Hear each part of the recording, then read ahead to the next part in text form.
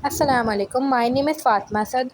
अच्छा, तो हमने जो है हमारी पिछली वीडियो के अंदर ये वाला कोड रन किया था जिसमें हमने जो है हेलो वर्ल्ड को प्रिंट किया था। सबसे पहले तो मैं इसको ज़ूम इन कर लूँगी कंट्रोल प्लस माउस व्हील से।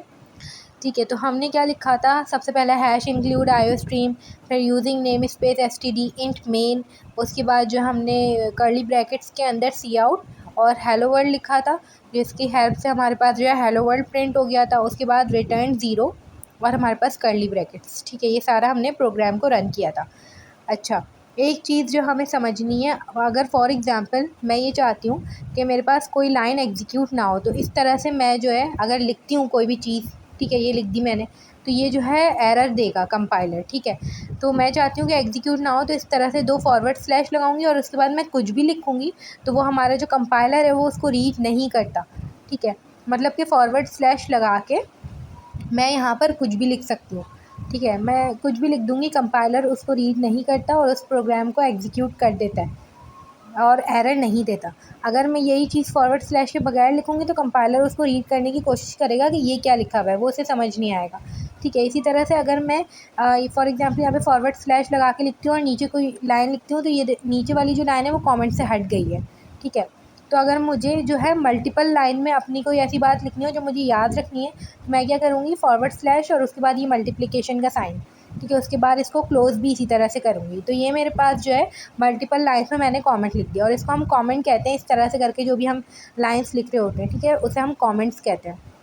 तो इस तरह से करके मैं कोई भी चीज़ लिख सकती हूँ, चाहे वो सिंगल लाइन में लिखना हो मुझे, तो मैं क्या करूँगी, फॉरवर्ड स्लैश लगा दूँगी 2, उसके बाद कमेंट लिखूँगी। और अगर मुझे मल्टीपल लाइन्स में लिखना होगा तो ये वाला तरीका करेंगे जो अभी हमने देखा। अब मैं यहाँ पे लिख देती हूँ फॉरवर्ड स्लैश लगा के 2 हैश इंक्लूड आईओ स्ट्रीम। ये मेरे पास क्या है, प्री प्रोसेसर डायरेक्टिव है।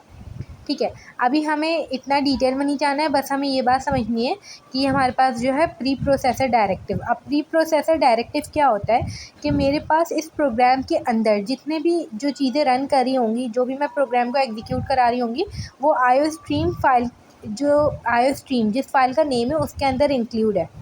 अच्छा, जो ये हमारे पास आईओ स्ट्रीम है, इसका मतलब क्या है, इसका मतलब है हमारे पास इनपुट आउटपुट स्ट्रीम। ठीक है, आईओ स्ट्रीम का मतलब है हमारे पास input output stream. Input output stream का मतलब क्या है, हमारे पास इनपुट आउटपुट स्ट्रीम का मतलब ये है कि मैं स्क्रीन पर कोई भी आउटपुट करा रही हूँ। ठीक है, ये हेलो वर्ल्ड मैंने स्क्रीन पे प्रिंट कराया है, तो ये आईओ स्ट्रीम का एक आईओ स्ट्रीम के अंदर ये प्रोग्राम मौजूद है जिसकी हेल्प से मैंने ये कराया है। सी आउट हेलो वर्ल्ड ये हमने कराया है, ये आईओ स्ट्रीम की हेल्प से ही कराया है। सही है, तो ये चीज़ हमारी सारी आईओ स्ट्रीम के अंदर मौजूद है। ये चीज़ हमें समझनी होगी। अच्छा, ये जो है हमारे पास लिखा हुआ है यूजिंग नेम स्पेस एसटीडी। अभी हम सिर्फ इतना समझ लेंगे कि ये जो है हमारी लाइब्रेरी का सिर्फ एक पार्ट है। ठीक है, इसको अभी हमने इतना जो है इसकी डिटेल में नहीं जाना।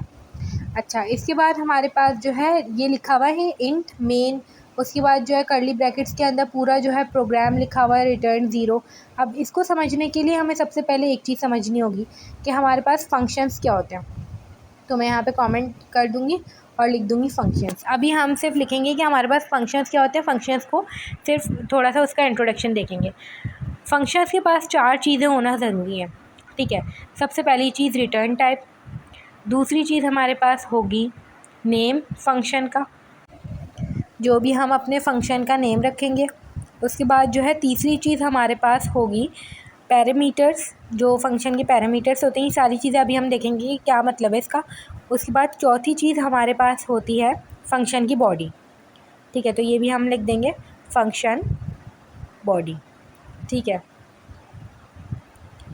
बॉडी भी लिख दिया हमने, और बॉडी जो है हमारी फंक्शन की वो कर्ली ब्रैकेट्स के अंदर होती है, मतलब कि कर्ली ब्रैकेट्स के अंदर कुछ भी लिखा हुआ होगा वो हमारे फंक्शन की बॉडी होती है। और एक और चीज़ भी हमारे पास होती है जो हमें समझनी पड़ेगी, वो ये कि फंक्शंस के पास एक आखिर में हम जो है रिटर्न भी कर रहे होते हैं कोई वैल्यू। यहाँ पे हम रिटर्न ज़ीरो कर रहे हैं। ठीक है, अब ये हमें देखना पड़ेगा ये क्या है। फंक्शन जो है ना हमारे पास, फॉर एग्ज़ाम्पल मैं अगर एक प्लस करवाना चाहती हूँ, मैं चाहती हूँ कि 2 नंबर्स यूज़र डाले और वो प्लस हो जाए हर बार। ठीक है, अब ये हम प्रोग्राम में जो है ना काम 3 से 4 दफ़ा करना चाहते हैं, तो हम 3 से 4 दफ़ा यही प्रोग्राम नहीं लिखेंगे, बल्कि हम एक फ़ंक्शन बना देंगे। जो फ़ंक्शन जब भी वो जो है हम नंबर्स को प्लस करना चाहेंगे तो वो फ़ंक्शन वो हमें नंबर्स को प्लस करके दे देगा। तो इस तरह से जो है हम फंक्शंस बना रहे होते हैं। अब फंक्शंस के पास जो है हम जैसे फंक्शन बनाते हैं तो उसके पास कुछ चीज़ें होती हैं, ठीक है। सबसे पहले फंक्शन की रिटर्न टाइप लिखते हैं हम।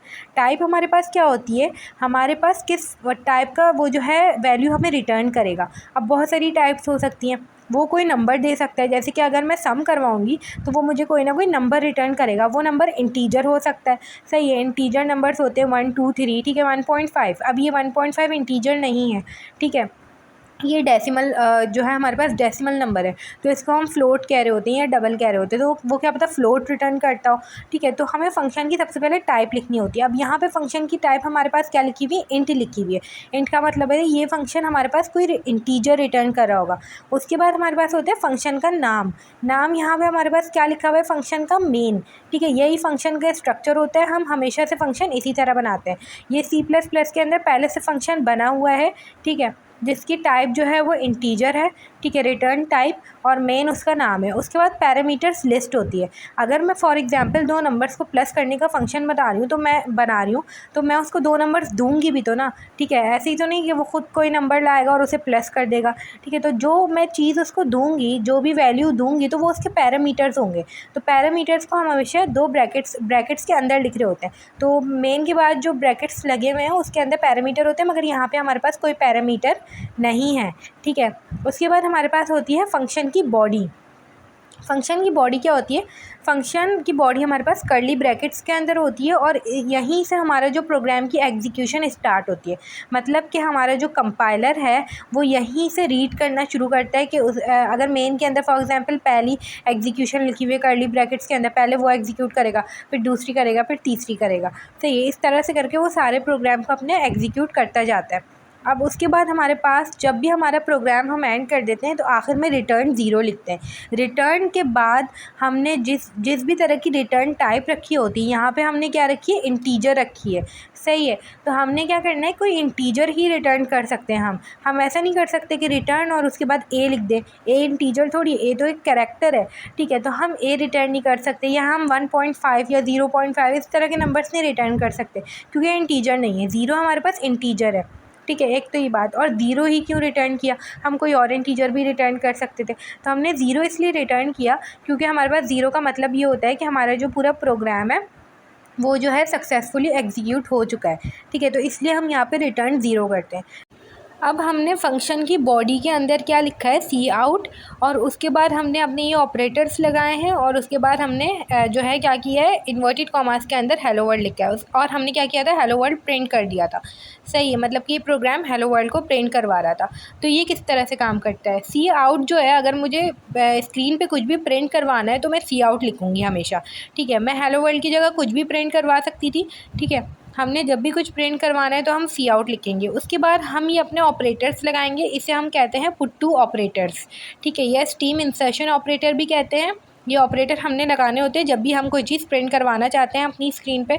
सी आउट के बाद ये लिखना ज़रूरी है। उसके बाद हमने इन्वर्टेड कॉमास लगाने, और इन्वर्टेड कॉमास के अंदर हमने कुछ भी जो भी प्रिंट करवाना है हमने वो लिख देना है।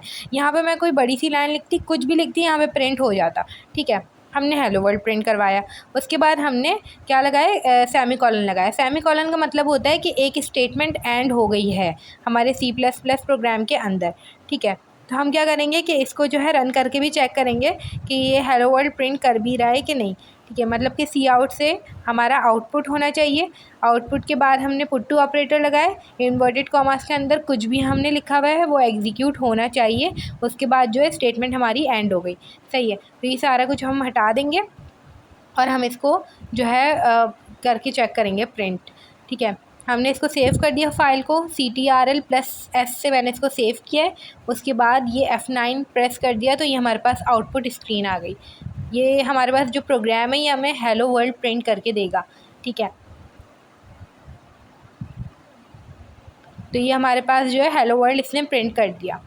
अच्छा, फॉर एग्ज़ाम्पल मैं एक और चीज़ अगर यहाँ पे करना चाहूँ, अच्छा मैं यहाँ पे एक काम कर देती हूँ, ये मैं इसके इन्वर्टेड कॉमास लगा देती हूँ, ठीक है। इसके बाद मैं यहाँ पे लगा देती हूँ और बीच में यहाँ पे ऑपरेटर लगा के जो है एंडल लिख देती हूँ। अच्छा, अब ये मैंने किया क्या, ये मैंने ये किया है कि हेलो प्रिंट हो पहले, सही है। उसके बाद लाइन चेंज हो, उसके बाद वर्ल्ड प्रिंट हो, सही है। ये चाहती हूँ मैं, ये मैंने इस तरह किया, पहले हेलो को प्रिंट करा रही हूँ, ठीक है, पहले हम इसको रन करके चेक करते हैं कि हमारे पास इसका क्या आउटपुट आ रहा है। ठीक है, ये हमने इसको रन किया। सबसे पहले हेलो प्रिंट होगा, उसके बाद मैंने पुट टू ऑपरेटर लगाया। ठीक है, एंड एल से पहले हमेशा हम पुट टू ऑपरेटर लगाते हैं। उसके बाद मैंने वापस पुट टू ऑपरेटर लगाया। ये देखिए हमारे पास हेलो वर्ल्ड जो है वो प्रिंट हो गया अलग अलग लाइन में। ठीक है, वापस मैंने क्यों लगाया पुट टू ऑपरेटर, क्योंकि मैं आगे एक और स्टेटमेंट लिख रही हूँ। अब यही चीज़ मैं इस तरह करूँ, अगर मैंने हटा दिए इन्वर्टेड कॉमास और बीच में जो है \n लिख दिया, ये भी वही काम करके देगा जो एंड एल ने करके दिया है, ये भी लाइन चेंज करेगा। इसको हम रन करके देखेंगे। ठीक है, तो ये जो है हमारे पास हेलो जो है वो पहली लाइन में प्रिंट होना चाहिए, फिर वर्ड प्रिंट होना चाहिए। सही है, तो \n ने भी हमें वही काम करके दिया। अच्छा, फ़र्क क्या है \n और एंड एल के अंदर? एंड एल का मतलब होता है एंड लाइन। ठीक है, एंड लाइन हमारे पास जब भी हम यूज़ कर रहे होते हैं तो वो इन्वर्टेड कॉमास के बाहर आ रहा होता है, और जो हमारे पास \n है वो इन्वर्टेड कॉमास के अंदर आ रहा होता है। ठीक है, जब भी हम ये नहीं चाहते कि हम जो है इन्वर्टेड कॉमास हटाएं या इस तरह से, तो बीच में हम \n कर देंगे तो हमारे पास जो है वो लाइन चेंज हो जाती है। तो ये हमारे पास जो है सिंपल सा प्रोग्राम था C++ का, जिसको हमने लाइन चेंज करवा के भी एग्जीक्यूट किया।